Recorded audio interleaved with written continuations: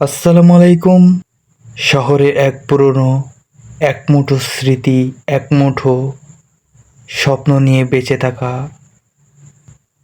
গল্প। গল্পটির নাম একমুঠো স্মৃতির ভালোবাসা। চলো গল্প শুরু করি। এমন এক পাগল দোকান যেখানে সবকিছু স্মৃতি সবাই রেখে যেত, কারণ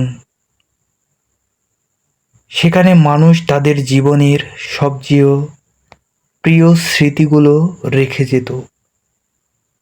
দোকানটির মালিক ছিল বৃদ্ধ। তার আসল নাম কেউ জানতো না, কারণ স্মৃতি কাকুই বলতো সেই দোকানটা। একদিন বিকালে দোকানে ঢুকলো এক 24 বছরের যুবক। যুবকের নাম ছিল বক্কর। তার চোখে ঘুম নেই, মুখে হাসি নেই। তখন বৃদ্ধ জিজ্ঞেস করলো, কি হারিয়েছ? বক্কর ধীরে বলল, আমি কিছুই হারাইনি, শুধু স্মৃতি রেখে জীবনটা চালিয়ে নিচ্ছি। কাচের শিশি বের করলেন। স্মৃতির দোকান। যদি এই শিশিতে তোমার সবচেয়ে সুন্দর স্মৃতিটা রেখে যাও, তাহলে তোমার কষ্ট চলে যাবে। তখন বক্কর বলল, একটা শর্ত আছে। কি শর্ত? যার স্মৃতি রেখে যাবে তাকে সারা জীবনের জন্য ভুলে যাবে। তার মুখে, তার কণ্ঠ, তার নাম সব। বক্কর মুহূর্তে চুপ করে রইল। তার মানিব্যাগে রাখা ছিল তার বক্করের সুন্দরময় নারীর পুরনো স্মৃতির ছবি। পুরনো ছবি। ছবির অর্ধেক ছেঁড়া গিয়েছিল, তবু ছবিটির মেয়েটির হাসিটুক এখনো স্পষ্ট। বক্কর ছবিটা শক্ত করে ধরে স্মৃতির মতো রেখে দিয়েছে তার মানিব্যাগে। ভুলে গেলে কি ব্যথা থাকবে না? তখন বক্কর, কিন্তু ভালোবাসা থাকবে না। দোকানের ভেতরে হঠাৎ সব ঘড়ি একসঙ্গে বেজে উঠল। বৃদ্ধ বললেন, আজ রাত 12টার আগে বক্কর তুমি সিদ্ধান্ত নাও। তোমার স্মৃতিগুলো কি তুমি মুছতে চাও, নাকি আবার জাগাতে চাও? তখন বক্কর দোকান থেকে বেরিয়ে আসতেই পিছনে তাকালো, কিন্তু যেখানে দোকানটি ছিল সেখানে শুধু আর দোকানটা নাই। তাই দোকানটাও স্মৃতি হয়ে বক্করের সামনে রয়ে গেল। বক্কর দূর থেকে দেখলো দোকানটা একটা ভাঙাচোরা দোকান। তখন বক্কর নাকি নিজের সাথেই ভেতরে হারিয়ে গিয়েছিল। তখন কাচের শিশির ভেতরের কান্না।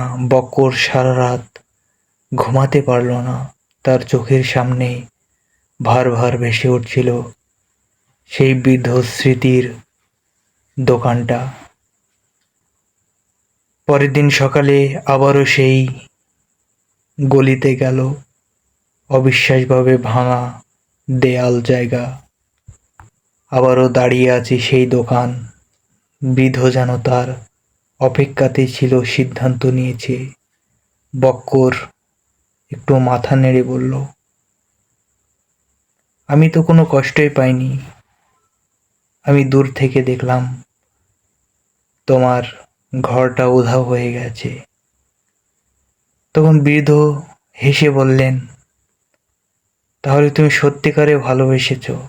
এই বলে তিনি দোকানের ভেতরটা একটি কাঠের দরজা খুললেন। সেই ভেতরে ঢুকে বক্কর স্তব্ধ হয়ে গেল। সেখানে প্রচুর স্মৃতি, আলাপন, সব কিছু যেন রেখে গিয়েছে ভালোবাসার মানুষগুলো। ঠিক তখনই শিশি নিজে থেকে মেঝেতে পড়ে গেল কাচের। তখন বক্কর কান্নার শব্দ ফিরে এসে বক্কর কেঁপে উঠল।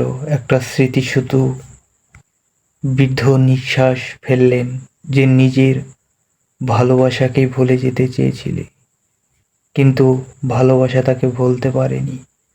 বক্কর ধীরে ধীরে একটি তাকের সামনে এগিয়ে গেল। হঠাৎ তার চোখ পড়ল একটি শিশির ওপর, যেখানে সাদা অক্ষরে লেখা ছিল, তুমি কি অবাক হয়েছ?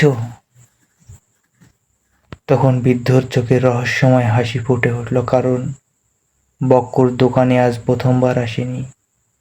বক্কর হাত কাঁপতে লাগলো। তাহলে কি সেই আগে এইখানে এসেছিল?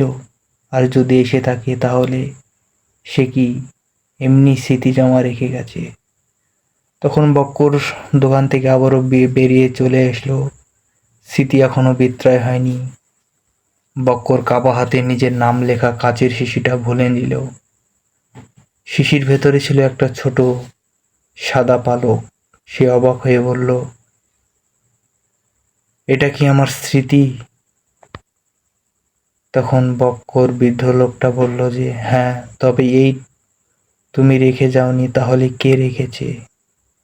বৃদ্ধ জানালার বাইরে তাকিয়ে বললেন, যে তোমাকে নিজের জীবনের চেয়ে বেশি ভালোবাসতো। বক্করের বুকটা ধড়ফড় করে উঠল, কারণ শিশির ভেতরের স্মৃতিগুলো আমার আস্তে আস্তে মনে পড়ছে। উঠল এক পুরনো দৃশ্য, বৃষ্টি ভেজা এক সন্ধ্যা। একটি মেয়ে ভেজা চুলে হাসছে, তার হাতে একটা সাদা পালক। সে বলছে, যেদিন এই পালকটা হারিয়ে যাবে সেই দিন বুঝবে আমি তোমার জীবন থেকে হারিয়ে গেছি। দৃশ্যটা মিলিয়ে গেল।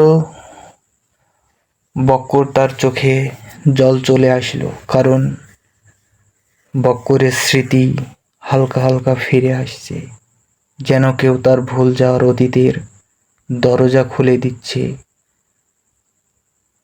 তখন বক্কর দোকান থেকে বেরিয়ে এলো, আবারও দেয়াল হয়ে। দূর থেকে আবারও দেয়াল মনে হলো বক্করের। বাড়ি ফিরতে ফিরতে তার 12টা বাজলো। হারানো স্মৃতি খুঁজে পায় তার পিছনে আরেকটি অদৃশ্য ছায়া। ঠিক সেই মুহূর্তেই বক্কর তাড়াতাড়ি একটু পা টানা করে হেঁটে তার রুমে চলে এসলো। বক্কর দরজার দিকে ছুটে গেল, কিন্তু দরজা খুলতে বাহিরে কেউ নেই। শুধু মাটিতে পড়ে আছে একটা ভেজা সাদা পালক। সেটা সে কয়েক মুহূর্তেই আগের কাচের শিশির ভেতরে দেখছিল। আল্লাহ হাফেজ। পরের পার্ট জলদি আসছে।